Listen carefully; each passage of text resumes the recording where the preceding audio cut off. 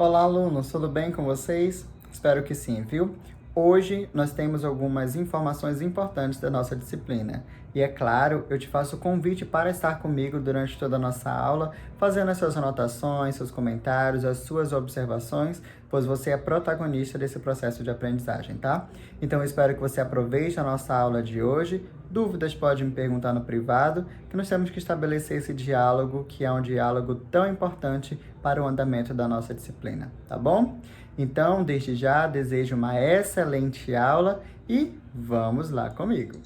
Então, alunos, aqui estamos para mais uma aula para nossa abordagem de hoje. A minha tela já está projetada, vocês estão observando aí que eu coloco na tela entrevista e vale levar em consideração o seguinte: essa parte sobre entrevista nós já iniciamos, inclusive nós temos uma aula destinada aos comentários sobre essa entrevista da página de número 43.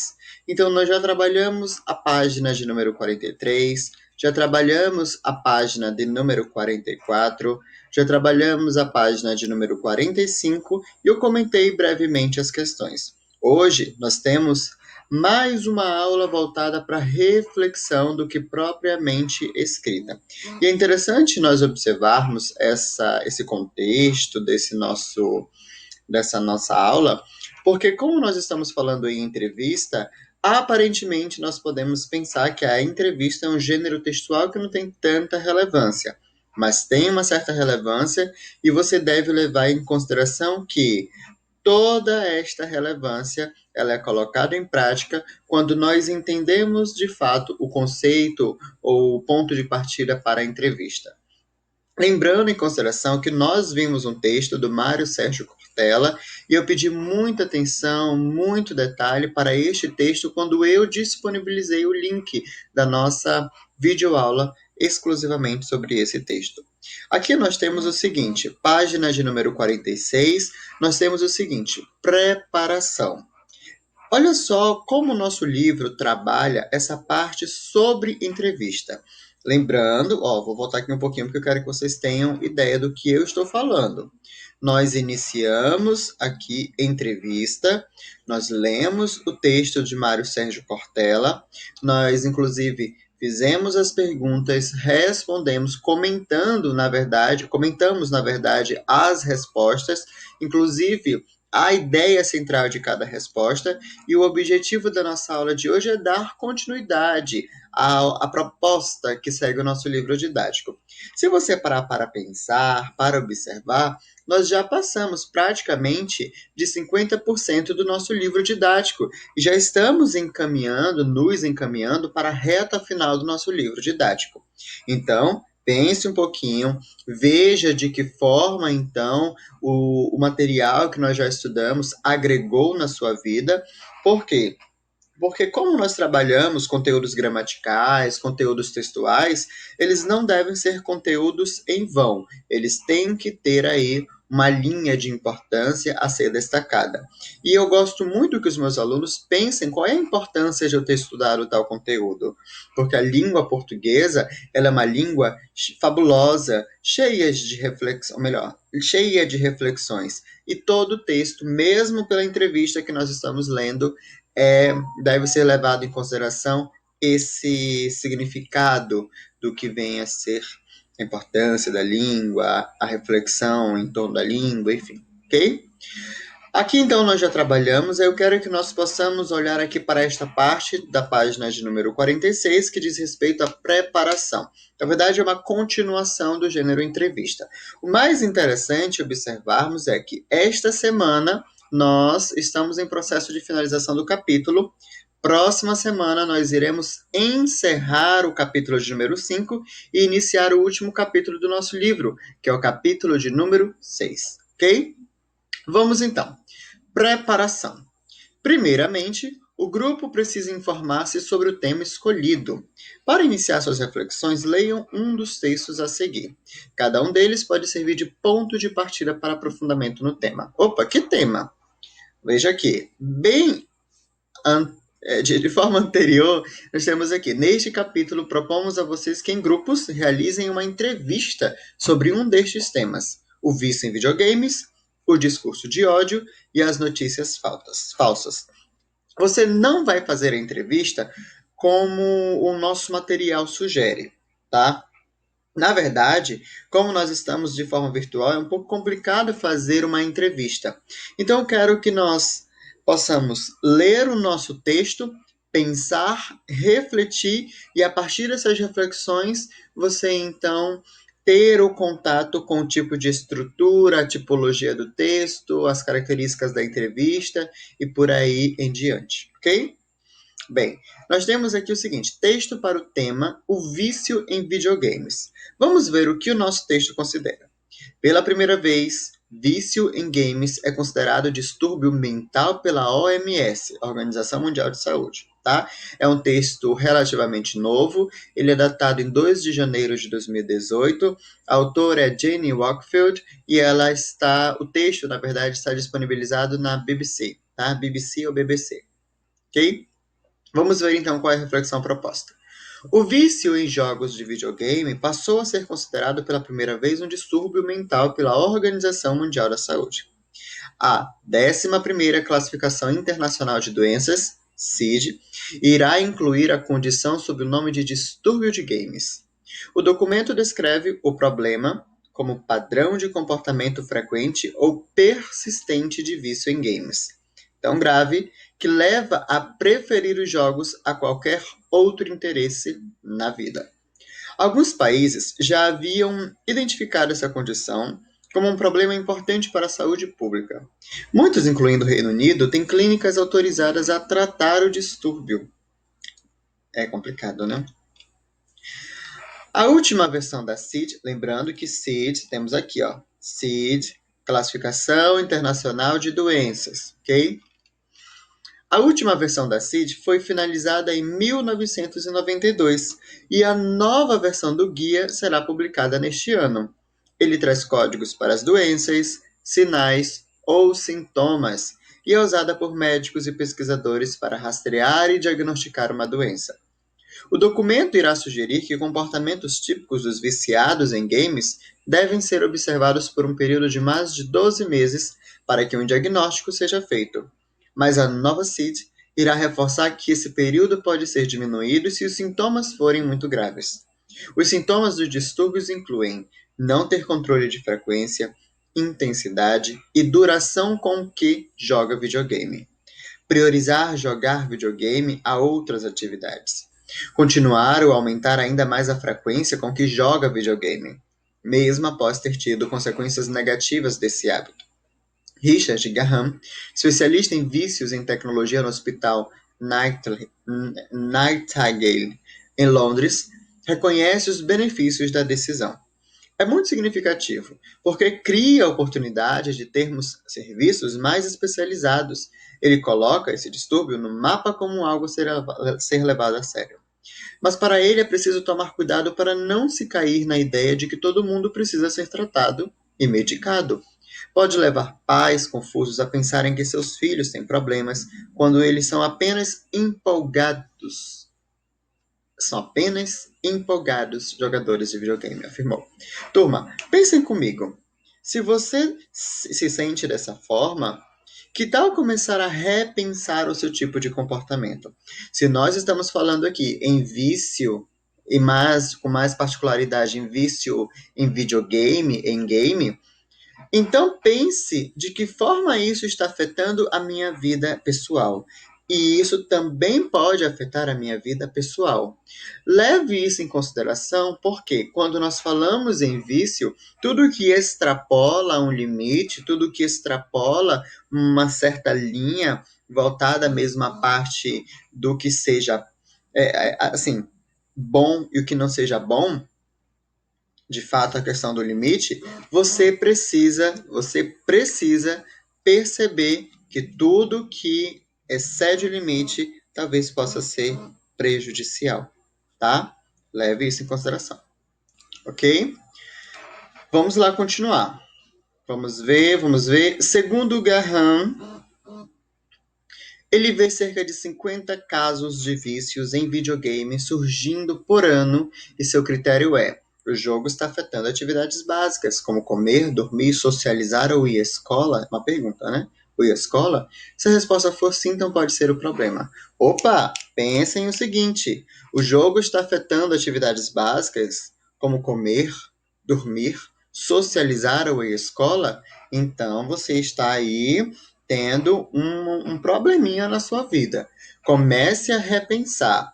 Por quê? Se nós deixamos um vício tomar conta de nós, isso não é absolutamente nada saudável, ok? O vício está dominando o estado real neurológico, o pensamento e as preocupações? De acordo com Gahan, essa seria uma boa pergunta para fazer ao diagnosticar um paciente. Em 2013, no Manual de Estatísticas e Diagnósticos de Distúrbios Mentais, DSM, na sigla em inglês, o distúrbio relacionado a games e videogames era considerado condição a ser estudada, o que significa que ela não era oficialmente reconhecida. Muitos países já adotam até mesmo medidas mais sérias para combater o problema. Na Coreia do Sul, o governo criou uma lei para proibir o uso de games por pessoas menores de 18 anos entre meia-noite e 6 da manhã. Olha que interessante. Nós temos aqui no Brasil alguns jogos, inclusive até eu mesmo, em alguns momentos, acabo fazendo uso desses tipos de jogos, como é o próprio Free Fire. Mas veja que tudo em excesso faz mal. Se você toma água de mal, por exemplo, faz mal. Ou se você ama demais ao ponto de, por exemplo, não deixar com que a outra pessoa, vamos colocar o seguinte, viva a vida dela porque você é uma pessoa protetora demais, então significa que o amor está também prejudicando. Então veja que tudo em excesso faz mal. Até um vício, ou melhor, até um jogo ele pode fazer mal, que pode chegar ao vício, tá? E isso é sério, é sério. Já li pesquisas que falam, que relatam que até o fato de você jogar videogame em excesso chega a ser comparado com um vício em drogas. Então veja como essa questão ela é totalmente delicada, até porque no seu cérebro, o seu cérebro vai entender que se você sente prazer ao fazer aquilo, tá? Ou então jogar aquele determinado jogo, ele vai produzir constantemente hormônios, mas isso pode ser desregulado. Então, observe como isso pode ser prejudicial, ok? Vamos continuar, perdão. Muitos países, ok. No Japão, os jogadores são advertidos caso passem mais do que uma certa quantidade de horas por mês jogando videogame. E na China, a gigante de tecnologia Tencent determina um limite de quantidade de horas que uma criança pode jogar. Um estudo recente feito na Universidade de Oxford sugeriu que, apesar de as crianças no geral passarem cada vez mais tempo na frente das telas, isso não necessariamente representa vício. As pessoas acreditam que as crianças estão viciadas em tecnologia e nessas telas 24 horas por dia, a ponto de abdicarem de outras atividades. Mas sabemos que esse não é o caso, afirmou o pesquisador Kilian Mulan. Nossas descobertas mostram que a tecnologia tem sido usada em alguns casos para apoiar outras atividades, como tarefas de casa, por exemplo, e não excluindo essas atividades das vidas das crianças, disse ele. Assim como nós adultos fazemos, as crianças espalham o uso da tecnologia digital ao longo do dia enquanto fazem outras coisas. Finalizou. E aqui nós temos a referência do nosso texto. O mais interessante é levar em consideração o teor significativo do texto, tá? Tem um papel muito relevante. Vamos ver o que diz o nosso texto sobre o discurso de ódio. Lembrando em consideração que eu realmente preciso ler o texto para que eu possa comentar o texto e colocar em evidência o meu juízo de valor, para que você então tenha como um ponto de partida para a reflexão do nosso conteúdo. Ok? Nós estamos durante esta semana averiguando esses tipos de textos, porque é um processo, é uma forma que você tem como vamos colocar assim, como praticar o que é uma entrevista, ok? Vamos ver o texto para o tema discurso de ódio. Violência nas redes sociais. Falsa aparência de distanciamento expõe as deformidades do mundo real na internet. Olha que maravilha. Vamos ver. Já somos mais de 116 milhões conectados à internet. Isso só no Brasil. Gastamos em média 3 horas e meia por dia nas redes sociais. Na mesma velocidade em que nos tornamos uma sociedade tão conectada, abrimos espaço para formas inéditas de fazer o bem e para fazer o mal também. É a mesma rede mundial de computadores que interliga iniciativas, que promove encontros e forma correntes de solidariedade e que consegue revelar a pior do ser humano. Facebook, Instagram e Twitter se tornam painéis onde o racismo, a homofobia, a misoginia e toda forma de preconceito se escancara. O psicólogo Tônio Luna pontua que é a falsa aparência de distanciamento que expõe as deformidades do mundo real. São espaços sem lei, e as pessoas se acham no direito de se colocarem de uma forma expositiva e falarem tudo o que querem, sem que haja nenhum contratempo, sem que elas sejam olhadas ou punidas. Mas essa agressividade ou toda essa postura é eminentemente humana. Todos nós temos isso dentro da gente, e a gente vai escolher como a gente vai colocar. E essa forma expositiva talvez seja a forma mais destrutiva de se entender como essa insatisfação pode ser colocada. Olha que interessante.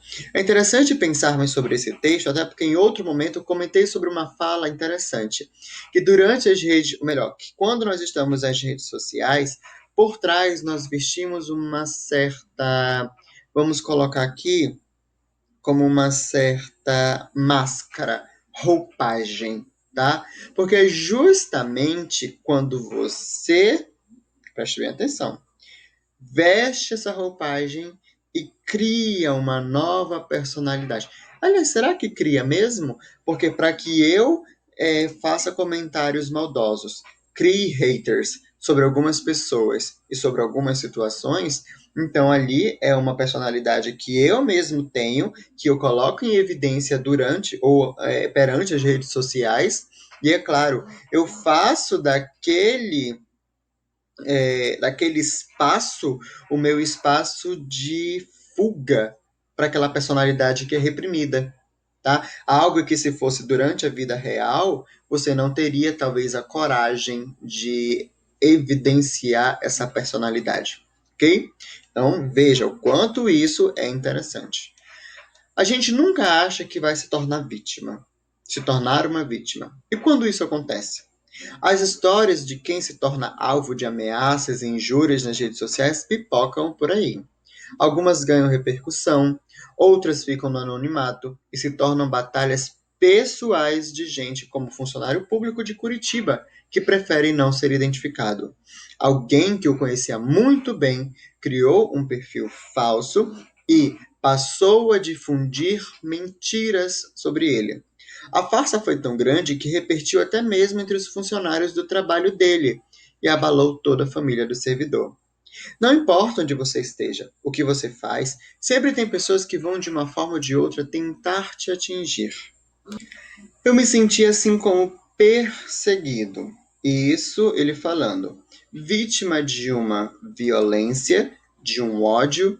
Não sei se isso sempre existiu e agora, de uma forma anônima, aparece, mas é uma coisa assustadora. Caluniar sempre foi crime, e não é porque está no mundo virtual que deixa de ser. É passível de multa e de detenção de 6 meses a 2 anos. Ameaçar pela internet, mesmo que em tom de brincadeira, também pode ser punido com prisão de até 6 meses. O advogado especialista em direito digital e segurança da informação, Guilherme Guimarães, explica que os crimes estão previstos no Código Penal brasileiro, mas é preciso denunciar o malfeitor e salvar o maior número de provas contra ele. Antes de comunicar a própria rede social, deve fazer uma ata notarial no tabelionato de notas para fazer o registro daquele evento criminoso. Se a pessoa não tiver condições de arcar com aquele custo, que geralmente a ata notarial é um pouco cara, fazer um print screen da tela do computador e até do celular, preservar o endereço eletrônico do ato criminoso e fazer o registro de boletim de ocorrência ou no cyber, que é aqui em Curitiba, núcleo de cybercrimes, ou se você sabe quem realmente cometeu o crime, ir numa delegacia de polícia comum. As penalidades estão aí para frear os instintos violentos de muitos e a audácia criminosa de todas. Interessante. O texto nós temos aqui Juliana Goss, de Curitiba. Nós temos aqui, na verdade, é um áudio, né? É um áudio disponível. E aí nós temos aí a data certa de quando ele foi disponibilizado. Na verdade, ele foi realmente evidenciado no áudio. Ok?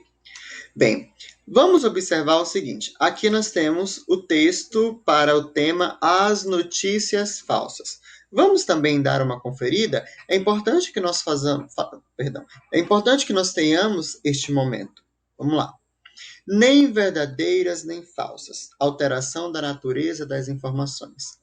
A nossa época é marcada por uma profunda transformação da estrutura da informação que tem a ver com seus formatos, sua própria natureza e suas qualidades.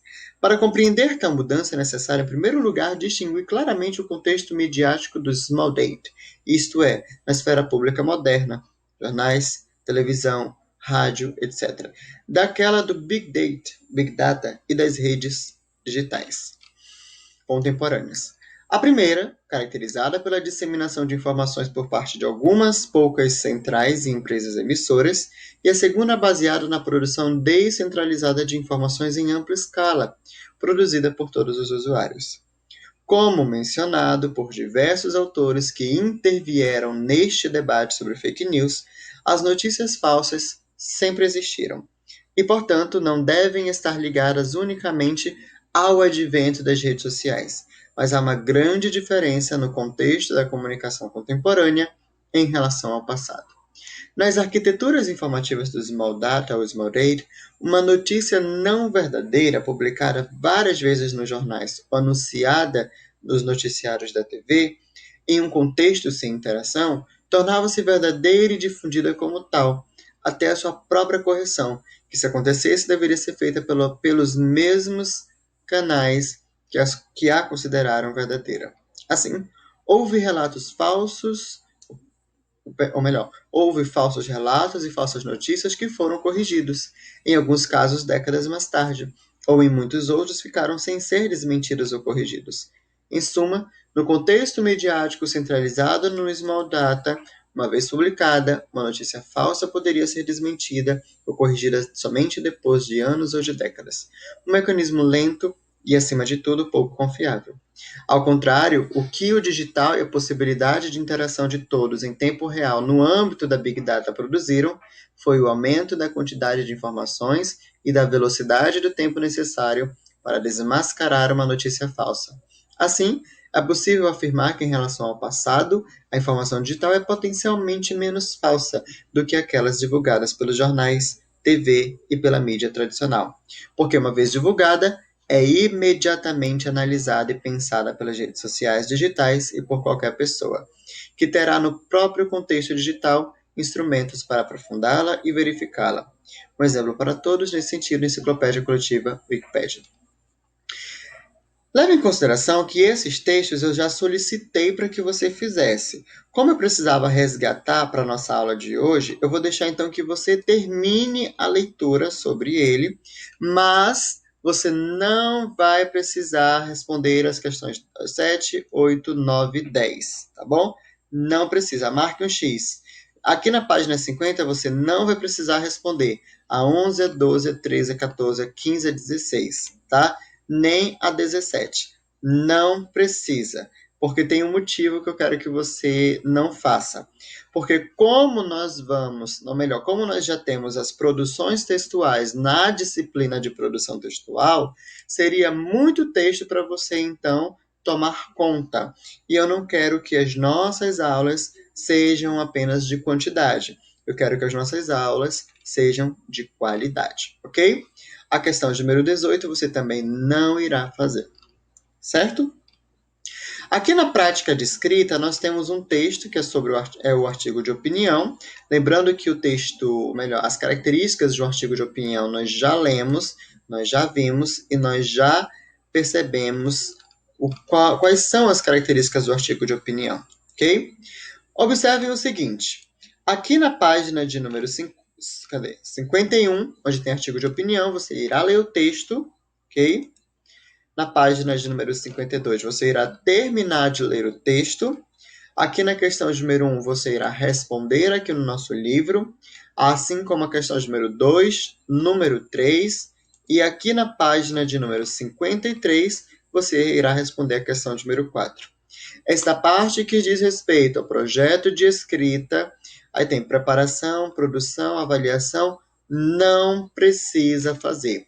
Marque um X nessas questões. Não precisa fazer, tá? E tem um motivo, eu não quero que você faça, porque é justamente o fato de você já ter produção textual para fazer, que é comigo, inclusive. Ok? E aí eu não quero encher você de textos que não sejam tão relevantes para a nossa disciplina no momento atual. Prefiro, então, que você faça o material de produção textual a fazer o projeto de escrita do livro didático. Ok? Maravilha. Nós vamos encerrar aqui na página de número 53. Então, veja.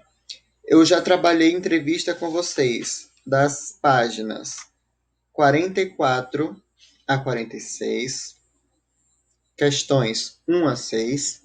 Já trabalhei sobre entrevista das páginas 47 a 49, questões 7 a 10. E trabalhei também entrevista e agora artigo de opinião, páginas 50 a 53, questões 11 a 18. Tá? E 1 a 12 da prática de escrita. Mas lembrando que algumas questões que eu já sinalizei, você não irá precisar fazer.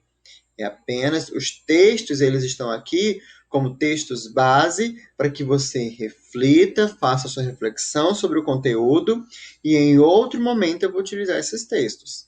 Em algum exercício avaliativo, enfim. Essa leitura ela não será uma leitura em vão, como nada da nossa aula de língua portuguesa, ok? Para essa semana, então, nós vamos trabalhar até a página de número 53, porque a nossa próxima aula é uma aula que diz respeito ao livro de atividade. Lembra, você que está no modo online, toda quinta-feira nós trabalhamos o livro de atividades, toda sexta-feira. E na nossa próxima aula, que nós vamos utilizar o livro de atividades, nós vamos estudar sobre regência nominal e complemento nominal, ok? São dois conteúdos bem tranquilos, mas eu preciso que você faça as atividades. Eu ajudo, eu trago a abordagem, eu trago o conteúdo, mas é preciso que seja uma via de mão dupla. Assim como eu ajudo, assim como eu trago todas as ferramentas necessárias, tem que ser uma via de mão dupla, tá? Eu ajudo, mas você também me ajuda. Como? Respondendo as questões propostas, por aí vai, ok? Nós já estamos finalizando a nossa aula, nós temos uns minutinhos aqui, uns segundos finais, e aí eu gostaria de dar um aviso antes disso. Alunos, alunas, prestem bem atenção. Nós já passamos da metade do livro. Se o seu livro estiver em branco, se o seu livro estiver pendente, atualize, ok? Atualize. Não há mais tempo, tá? Ou melhor, até há tempo, mas você vai ficar bem corrido porque nós estamos numa etapa em que você vai precisar fazer os trabalhos, responder às listas, responder os testes, ou melhor, responder aos testes, por aí vai. Então, talvez você não consiga atualizar seu material. Organize-se de uma forma que você consiga atualizar o seu material. Porque se você não atualiza o seu material, você fica pendente e, consequentemente, você fica sem a nota do seu livro. O primeiro bimestre ele já passou. Estamos no segundo bimestre, experiências novas, conteúdos novos e, enfim, tudo novo. Naturalmente, uma rotina querendo ou não, nova. Até porque você agora está vendo uma nova, está tendo um novo olhar para este conteúdo. Então, vamos nos organizar que vai dar tudo certo, ok? No mais, finalizo a nossa aula por aqui. Fiquem todos com Deus e aguardarei a todos vocês na nossa próxima aula. Tchau, tchau, turma.